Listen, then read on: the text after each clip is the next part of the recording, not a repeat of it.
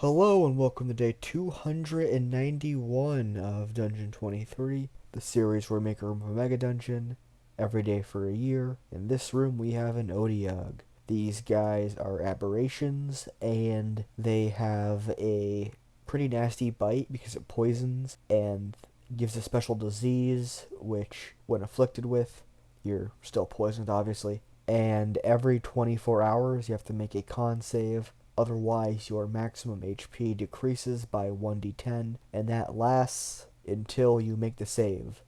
So, it could kill you because you have to make the save every 24 hours, but once you do make the save, then you're cured of it, and you're fine, and you don't have to worry about your hit point being reduced because it just goes away after that. And because it's a disease, like explicitly stated to be a disease, I'd say that paladins are immune to it, and they could use 5 HP from their pool to cure it. But then again, this isn't really designed for a paladin to be in this party.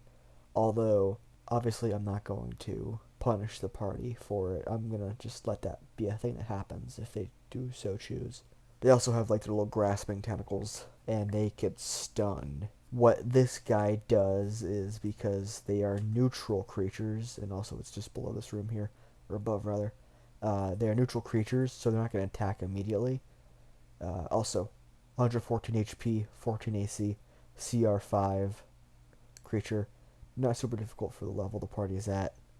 But so they have limited telepathy, which means, for these guys at least, they could convey simple thoughts and ideas and images and words, but they can't receive them. They also have their own language, which is just the Odiug language. They have like a 6 intelligence and 6 charisma, so they're not super intelligent, but they are intelligent enough for like basic conversation. Assuming you can speak to them, because like negative, I want to say 4 is the cutoff for what's intelligent. Maybe even 3.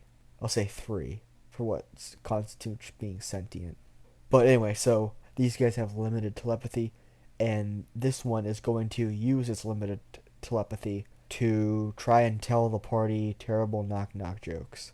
However, the party can't really respond to it because it's one-sided telepathy, and they probably don't speak the language of the creature, which is again Odiug.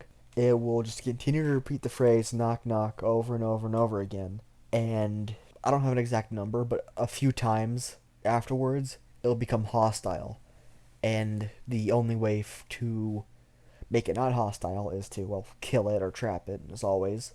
Or if you respond to at least 3 of the jokes.